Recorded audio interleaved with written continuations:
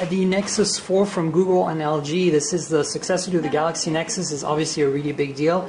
And as you very well know, this is based on the Optimus G, but with some modifications. As you can see, there's obviously no capacitive buttons. It's right on the screen, like you'd expect from a Nexus device.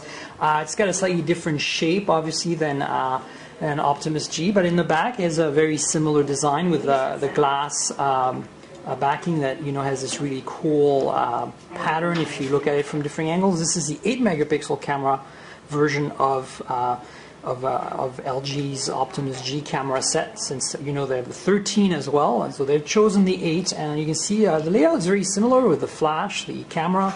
The speaker down here is even the same kind of slit, so other than the curved bottom and top, and of course the buttons being removed and replaced with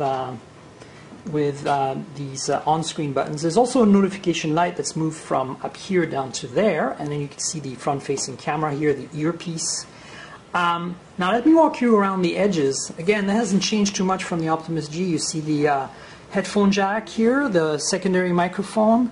On the left-hand side you have the volume rocker and a tiny little micro SIM tray. And on the bottom you have the micro USB MHL connector primary microphone and the 2 screws. Again, very similar to the Optimus G here. And on the right-hand side, the power lock key here.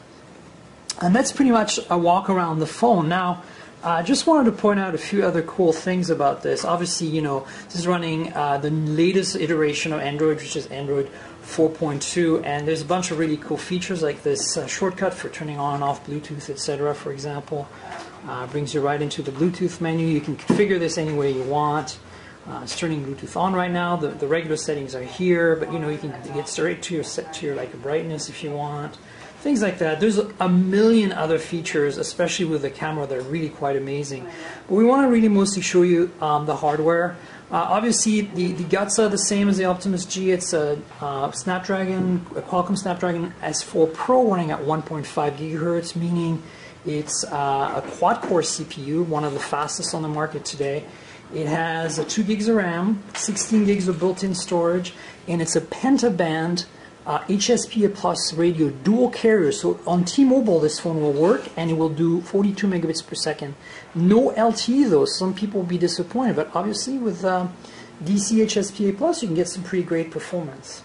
That's pretty much it in terms of the feature set. Again, 8-megapixel autofocus camera on the back, the same probably 1.3 megapixel camera as the Optimus G in the front. So yeah. They're very interesting interpretation of the original design, quite handsome. I think this feels nicer and better built, and generally looks better than the Galaxy Nexus, which is obviously a reflection on what LG's done with the original phone, the Optimus G. So there you have it, the Nexus 4 from Google and LG. And there's one more thing this phone has, and that's, in addition to NFC, inductive charging. So you just put this down. Obviously it needs to be plugged into a charger, but at this point it would charge. This is what the little module looks like. It's rubberized, so it sticks to the glass finish in the back. Quite a bit of an angle, and it's pretty free as to which way you can position it. As you see, there's a micro USB charge port here in the back, and that's pretty much it. So there you go. In addition to all the other goodies, you get wireless charging.